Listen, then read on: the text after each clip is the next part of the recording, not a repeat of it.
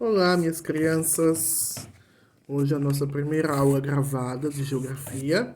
Nós vamos ter aí uma aula ao vivo na sexta, se eu não me engano, às 9 horas.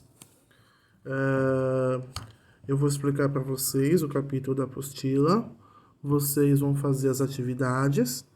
E na aula ao vivo, eu vou corrigir junto com vocês, anoto as pessoas que fizeram para dar ponto e tiro dúvida. Então, dúvidas que forem surgindo, vão anotando para na sexta-feira a gente tirar, tá bom? Eu vou pedir para vocês pegarem a apostila, sempre acompanharem a aula junto com a apostila. Página 232, 232, As Grandes Guerras Mundiais do Século XX, tá bom? Essa semana ainda também eu vou gravar aula de história, né? Como vocês já sabem, eu também vou dar história, então geografia e história, tá? Mas aula ao vivo, essa semana vai ser uma só. Aí pra semana que vem eu vejo como é que a gente organiza certinho, tá bom? O importante é que vocês não fiquem sem aula, tá? Bom, as grandes guerras mundiais do século XX. Então, a grande diversidade política que havia na Europa no século XIX fez com que houvesse uma desigualdade social muito grande dentro do continente europeu. Alguns países eram mais desenvolvidos, tiveram aí o seu processo de industrialização mais intensificado, mais expandido, e outros países tiveram aí um processo industrial muito devagar, muito tardio, como nós já vimos. Então, toda essa diversidade com relação à política, ao desenvolvimento da Europa, lembrando que nessa época a Europa era o centro da economia mundial, então, nesse período, economicamente falando, quem mandava no mundo era a Europa. Então, essa diversidade, toda essa dificuldade dentro do continente europeu, dessa hegemonia política que não existia, e nem essa hegemonia aí tecnológica, fizeram com que, entre outros fatores, né, claro, com que eclodisse aí, então, a Primeira Guerra Mundial. E durante esse processo da Primeira Guerra Mundial, nós tivemos aí uma regionalização em dois blocos. Aqui na apostila vocês vão ver na 232. Nós tivemos aí a Tríplice Aliança, formada por Alemanha, Itália, Império Austro-Húngaro, e a Tríplice Entente, Grã-Bretanha, França e Rússia. Observem que foi uma guerra basicamente europeia. Nós não temos aí uma grande participação efetiva dos Estados Unidos. Até mesmo porque, ao final da guerra, como a Europa acaba ficando meio devastada por causa dos conflitos, e acaba perdendo o seu poderio econômico dentro do mundo, Japão e Estados Unidos são aqueles que vão ali se destacar como uma possível superpotência mundial, né? Como uma possível um destaque econômico, né? Ao que era antigamente a Europa, porque ela sai completamente arrasada da guerra, né? Bom, a Europa foi se reconstruindo, né? Os países foram se organizando e nós tivemos aí a criação da URSS, que é a União das Repúblicas Socialistas Soviéticas. Tá? Então, depois da Segunda Guerra, nós tivemos aí o surgimento, vamos assim dizer, do socialismo. Então, alguns países, principalmente ali da Ásia e da Europa, começaram a adotar um regime socialista. E esse regime depois ele vai se espalhando aí em diversos. Então nós tivemos aí uma divisão do mundo. Nós tivemos aí uma grande quantidade de países que adotam um regime socialista, em contrapartida a sua maioria dos outros países que adotam um regime capitalista, né? Esses países que adotam o regime socialista, eles são mal vistos pelo resto do mundo, né? Eles são meio que jogados de lado, em relação ao resto do mundo, por conta do regime socialista. Quando eclode a Segunda Guerra Mundial, nós vamos ter aí um regime em alguns países do nazifascismo, né? Alemanha e Itália vão adotar aí nós temos aí a figura de Hitler na Alemanha e de Mussolini aí na Itália. Isso daí vocês vão ver melhor em história. Eu não sei se a professora Natasha já deu, se ela não deu, aí depois a gente volta nesse assunto. Então nós vamos ter aí essa eclosão desses dois regimes, né? Os regimes nazi-fascistas. Nós vamos ver aí que são regimes totalitários, né? Enfim, quando chega o fim da Segunda Guerra Mundial, o mundo todo fica dividido. Nós vamos ter uma divisão do mundo entre o socialismo e capitalismo. O socialismo já não fica mais tão restrito a uma parte da Europa e da Ásia. Nós vamos ter países da África que adotam o socialismo. Nós vamos ter 2 países da América que adotam o socialismo. Cuba, Nicarágua, são países que vão adotar também esse regime. Então, assim, começa a haver uma divisão de 2 blocos no mundo todo. O bloco socialista e o bloco capitalista. O bloco socialista, eles tentam, de certa forma, de se ajudar entre si. Eles se juntam de uma maneira muito forte. E se ajudam tanto economicamente quanto também militarmente. Os Estados Unidos, ele vai aí, durante esse processo, ele vai se tornar aí uma grande superpotência bélica. O que é uma potência bélica? É uma potência armamentista. Esse período chama de Guerra Fria. Por que Guerra Fria? Porque não houve oficialmente um conflito entre a URSS e os Estados Unidos. Os dois não entraram em conflito, e sim. Houveram 2 conflitos, mas não foi entre os dois, né? Mas foi por causa dos dois, que foi o Vietnã e o outro que agora me fugiu o nome. Mas, enfim, os 2 países em si, eles não entraram em conflito.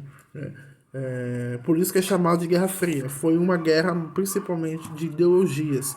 Nós vamos ter aí a Alemanha dividida por causa desse período, uma parte da Alemanha capitalista e uma parte da Alemanha socialista. Aí nós vamos ter aí a construção do Muro de Berlim, onde vai dividir aí a Alemanha em 2. Bom, isso que eu estou falando para vocês está na 232. Aqui na 233, vocês vão ver aqui um mapinha. Um mapa sobre o primeiro, segundo e terceiro mundo. Então, quem é o primeiro mundo? O primeiro mundo são os países que assumem o capitalismo de forma significativa. São países que são mais desenvolvidos economicamente, onde os Estados Unidos, é claro, se torna aí a superpotência. Então, o primeiro mundo são aqueles países ricos, aqueles países que têm um poderio financeiro, militar, na qual eles se destacam aí dentro do mundo. Aí nós vamos ter aí o segundo mundo, onde vai ser adotado aí os países socialistas.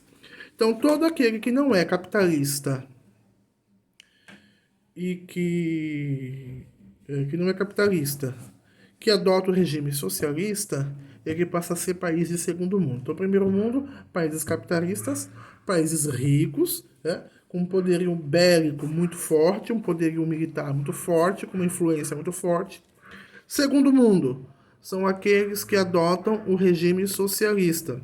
E o terceiro mundo? O terceiro mundo são os países pobres, que eles não se enquadram no primeiro mundo porque eles não têm um poderio bélico e nem um poderio econômico tão forte. Então, os países pobres, como o Brasil, ele é considerado aí um país de terceiro mundo, e que também não adotam, né, obviamente, o socialismo. Porque se adotasse o socialismo, seria aí um país de segundo mundo. Então, apesar das 2 potências, né, o RSS e Estados Unidos, não entrarem em conflito, sempre havia um medo de que esse conflito houvesse, que algum dos 2 lados tomasse a iniciativa de ter um conflito armado. Então, as 2 potências, elas começam o quê? A desenvolver de maneira significativa o seu poderio bélico. Só que com isso também acaba se desenvolvendo a tecnologia. E além da do desenvolvimento bélico, ou seja, o desenvolvimento armamentista, nós vamos ter também a corrida espacial, porque eles queriam não apenas ser fortes, na questão bélica, na questão armamentista, mas eles queriam sair na frente do outro, eles queriam ali ver qual era a potência mais forte, a potência mais tecnológica. Então é nesse período da Guerra Fria que nós vamos ter aí quando o homem chega à Lua, né? Então essa corrida espacial ela tem início nesse período da Guerra Fria, nesse período da biparidade do mundo entre socialismo e capitalismo. Aqui na 234 vocês vão ter até uma fotozinha aí do piloto norte-americano quando ele chega na Lua, tá? Agora vamos ver desenvolvimento e subdesenvolvimento. Olha só, por causa desse período da Guerra Fria, nós vamos ter aí um aumento expressivo em alguns setores tecnológicos, né? Nós vamos ter aí alguns setores industriais que vão se beneficiar durante esse período por causa do avanço da tecnologia para que o país se tornasse aí cada vez mais forte, cada vez mais poderoso na questão armamentista. Então, isso fez com que desenvolvessem todas as indústrias daqueles países, daquelas regiões. Então, aí os Estados Unidos vai se destacar aí, principalmente, como uma super, mega, ultra potência, até os dias atuais, né? Não apenas do poder bélico, né? A gente sabe que hoje ele é um país que tem o maior poder bélico, fruto do período da Guerra Fria, mas ele desenvolve toda a sua indústria. Então ele sai da guerra economicamente forte. Ele não sai fraco, ele sai forte da Guerra Fria. E os países desenvolvidos, então, são países que, depois da Guerra Fria, se tornaram fortes. São países que eles não possuem uma desigualdade social tão intensiva como nós temos aqui no Brasil. São países na qual a sua população ela tem ali uma qualidade de vida mais digna, não possui tanta disparidade entre ricos e pobres, a sua estrutura social ela é boa, há uma qualidade de vida muito forte, educação, saúde, segurança, tem mais igualdade no mercado, o trabalho ele é ampliado nesses países. Então nós vamos ter aí, digamos que o básico que todo ser humano tem direito nos países desenvolvidos, ele tem mais possibilidades, ele tem mais chances. Já o subdesenvolvimento, nós vamos ter aí, é claro que o país que é desenvolvido, ele quer fazer de tudo que o país subdesenvolvido continue dependendo deles, porque para eles é viável. Então, por exemplo, Brasil. Nós importamos, nós precisamos comprar muita matéria-prima dos Estados Unidos.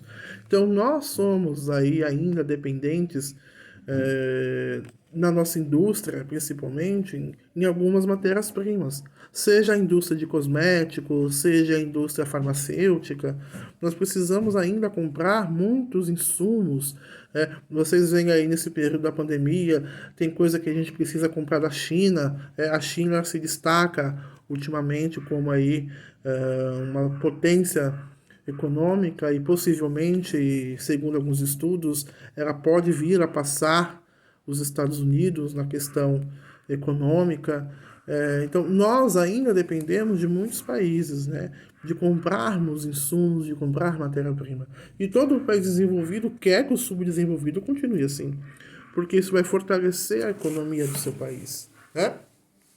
Então, num país subdesenvolvido, nós vamos ter desigualdade social, nós não vamos ter uma qualidade de vida tão boa, nós não vamos ter aí um sistema de saúde bom, nós não vamos ter aí uma educação tão boa quanto é valorizada nos países desenvolvidos. O setor primário, que é a indústria, ela é afetada porque ela fica dependente aí da compra de matéria-prima de outros países. O segundo setor, ele fica dependendo de tecnologia. e o terceiro setor ele não é tão significativo. Então, a diferença básica entre os desenvolvidos e os subdesenvolvidos é a qualidade de vida, é a independência econômica no sentido de que possui emprego, possui indústria, desenvolve a tecnologia e exporta essa tecnologia, exporta essa, essa matéria-prima, né? Eu vou dar um exemplo. Eu estava no hospital, eu estava tomando é tipo um Danone, mas não é um Danone, né? É um suplemento da marca Danone. Só que ele não é feito no Brasil. Ele é feito na Holanda. Ele vem da Holanda para o Brasil, né? E a Danone só coloca a marca dela. Peraí, será que nós não temos capacidade no Brasil de fabricar um suplemento, né, com vitaminas, com minerais? Precisa vir um lá de fora. Às vezes a gente precisa acordar um pouco para essa questão. Por que, que a China se tornou está se tornando aí uma potência e exporta para tudo que é lugar? Porque a China, durante um bom tempo, ela se fechou. Como assim ela se fechou? O que, que ela fazia? Por que, que eu vou comprar um telefone dos Estados Unidos se eu tenho capacidade de fazer, de fabricar no meu país? Então ele desenvolve o setor tecnológico. Ele começou a desenvolver, não digamos copiar, né, de certa forma. Ele começa então a copiar ali aqueles produtos e foi se tornando a potência que é hoje. Vocês podem ver que Samsung é da China, o Xiaomi, que agora está assim, né, com o iPhone, tem os testemunhas do Xiaomi. Então você vê que ele começa a produzir os próprios produtos. Porque ele fala, não, eu vou comprar porque se eu posso produzir e me fortalecer economicamente, baixar o preço dentro do meu próprio país, enfim. Então nós vamos ter aí essa desigualdade aí nos países subdesenvolvidos. O Brasil, ele é um país subdesenvolvido. Porém, o Brasil ele é um país que é considerado polo dentro da América do Sul. Então, né, até mesmo pelo seu tamanho e a sua influência. Então, assim, dentro da América do Sul, nós somos aí um país polo, nós somos um país aí que tem uma relação comercial muito forte com os demais países da América do Sul. E o que é que vai dizer, o que é que vai medir se um país é desenvolvido ou subdesenvolvido? Aí nós temos 3 índices. Aqui na apostila, na 235, vocês vão ver, ó. Tem o IDH, que é o Índice de Desenvolvimento Humano. Tem o coeficiente de Gini, que é um parâmetro internacional para ver a renda dos países. E o PIB, que é o Produto Interno Bruto, que é para ver aí o nível de desenvolvimento de um país. Vocês vão ter aqui o par da lei, não precisa fazer. Aqui na 235 ainda tem um mapinha. Ele vai falar aqui para vocês sobre a divisão socioeconômica. Vocês vão ver aqui nesse mapa que nós temos aqui, apesar de nós chamarmos de regionalização, quando a gente vai falar sobre nível de desenvolvimento, costuma-se dizer que países norte e sul. Mas isso não quer dizer que todos os países do norte sejam desenvolvidos e que só os do norte são desenvolvidos. Se vocês olharem no mapa, vocês vão ver que tem país do sul, no hemisfério sul. Esse termo, ele nada tem a ver com a coordenada geográfica. Ele nada tem a ver com os parâmetros geográficos, né? O parâmetro dele, por algum motivo, eles utilizam essa nomenclatura de norte. Então, o norte, né? Então, países do norte são desenvolvidos, mas não é o norte coordenada geográfica, né? Não é o norte cartografia, hemisfério, né? É a nomenclatura norte que é utilizada para os países desenvolvidos. Vocês vão ver aqui um mapinha na página 235. Então, após a Guerra Fria, a gente vai ter aí o que a gente chama de nova ordem mundial. Nós vamos ter um mundo multipolar após a Guerra Fria. Então, na Guerra Fria, nós tivemos um mundo bipolar. Agora nós vamos ter um mundo multipolar, onde nós vamos ter aí uma interdependência maior. Já não fica mais dividido em ideologias. nós vamos ter aí países que são polos dentro das suas regiões, nós vamos ter aí, né, exceto os Estados Unidos, que acaba sendo aí um país na qual ele influencia todo o mundo, né, todo o globo. Nós vamos ter aí o Brasil, como eu já falei para vocês, na América do Sul. Nós vamos ter aí a Alemanha, que possui uma influência forte na Europa e na África. Nós vamos ter aí muitos países polos dentro das suas regiões, países que influenciam outros, que de certa forma existe uma interdependência, né? Existe aí uma multipolaridade, já não tem mais aqui aquele país específico que só ele vai aí ditar regras para os outros, ou divisão em dois países, não. Hoje nós temos aí um respeito à soberania de cada país, e nós vamos ter aí uma certa interdependência, seja ela econômica, seja ela militar, seja ela tecnológica, tá? Uma maneira que alguns países subdesenvolvidos criaram de se unirem para poder aí dar uma certa pressão e também poderem se fortalecer economicamente através de acordos, é o BRICS, que é formado por Brasil, Rússia, Índia, China e África do Sul. Então esses países eles se uniram, eles possuem acordos comerciais que facilitam aí a troca de comércio, eles possuem aí acordos tecnológicos de maneira a facilitar e ajudar com que esses países possam aí se tornar posteriormente aí países aí desenvolvidos. Agora vamos ver um pouquinho na 237 sobre organizações internacionais. Então, depois da Segunda Guerra Mundial, foi criada aí a Liga das Nações. A Liga das Nações foi criada para intermediar ali conflitos geopolíticos após a Primeira Guerra. Só que acaba não dando muito certo, né? E aí depois nós vamos ter a substituição da Liga das Nações pela ONU, que é a Organização das Nações Unidas, né? Na qual ela tem 193 países membros. 193 países membros. E cada país contribui aí com uma porcentagem econômica para a ONU, porque a ONU ela cuida ali, vamos assim dizer, ela tem essa missão de auxiliar países que estão passando por problemas de guerra, problemas de peste, terremotos, ela tenta intermediar alguns conflitos, né? E o Brasil ele é um dos países que pouco auxilia, ele auxilia com 0,87% no seu orçamento, enquanto nós temos aí países que contribuem até com 22% do orçamento interno. Isso não é novidade. Então, na ONU, na 238, vocês vão ver a estrutura dos órgãos da ONU.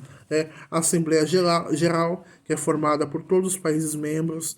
Nós temos o Conselho de Segurança, o Conselho Econômico e Social, o Secretariado, a Corte Internacional de Justiça, que é composta aí por 15 países, por 15 juízes, né, com sede na Holanda.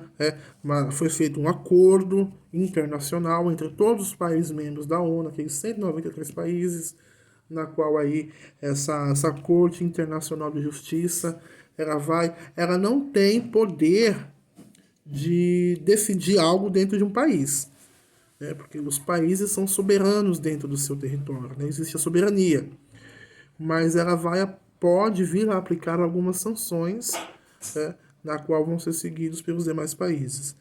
E temos o Conselho de Tutela. O Conselho de Tutela, ele existe, mas desde 94 não é utilizado. O que é o Conselho de Tutela? É quando um território, um determinado território, ele fica sob a tutela da ONU. Então, aquele território não pertence a nenhum país específico, e a ONU assume a tutela dele, até que se decida para onde vai. Mas desde 94 esse Conselho de Tutela não é utilizado, não tem nenhum território sob a tutela da ONU.